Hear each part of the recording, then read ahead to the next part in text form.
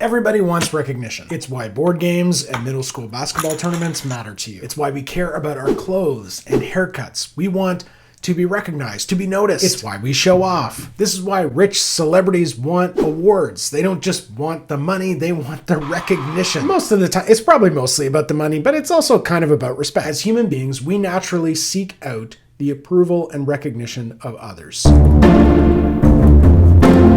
When we are very young, we want the approval of our parents. As we get a little older, we seek out the attention and approval of maybe a big brother or a cool babysitter. And then it's on to our friends. We want other kids our age to think that we're cool and interesting. This is kind of where we run into trouble. Like, as humans, when we're young, teenagers, young adults, maybe like some of you watching this right now, we can fall into this trap of basing our self-worth on other people's opinions. This can happen in romantic relationships too, right? Like, we can do everything in our power to win the approval of our significant other, and in the process, we can kind of lose ourselves. One of the great meditations on this subject is actually Homer's Odyssey. Throughout his journey, Odysseus has affairs with goddesses. He finds himself in the company of kings and the caves of cyclopses. Some people view him as a lover, some as a potential son-in-law, some as a hero.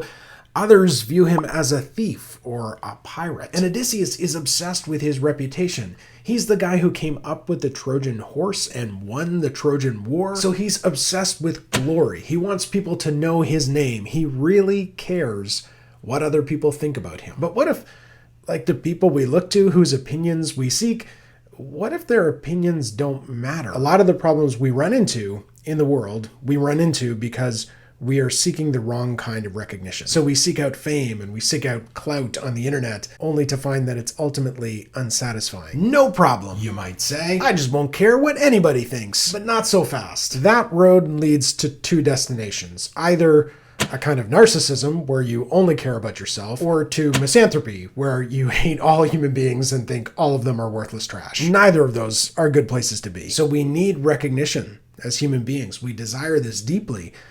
But whose recognition do you seek? Do you want the good opinion of strangers on the internet, or do you want the good opinion of people you respect? One strategy, I think, is to depend on people in your life who've proven to be trustworthy. You know, like if all your best friends like hate your boyfriend, it's maybe a red flag. You know, in the Odyssey, Telemachus seeks out his father's great friends, Menelaus and Nestor, these people who have given good advice in the past or have demonstrated themselves to be virtuous, and he listens and he learns from them. Odysseus, throughout his journey, has the goddess Athena, the goddess of wisdom, giving him advice throughout the whole poem. You know, generally speaking, I think you want to seek out people who are supportive, right? Who want what's best for you. They want to see you succeed, you know. But on the other hand, I do think we have like this problem where sometimes we get confused and we think that people should support us unconditionally. Like, you need to back me even if I'm making terrible decisions. And this is like, maybe there's some virtue to this in small matters, but in consequential things, I think you actually want the people who will talk sense into you. The people who love you want what's best for you and will criticize you. I think for Odysseus, he learns over the course of the poem that it's Penelope, his wife, who loves and knows him better than anybody else. It's her recognition that he needs.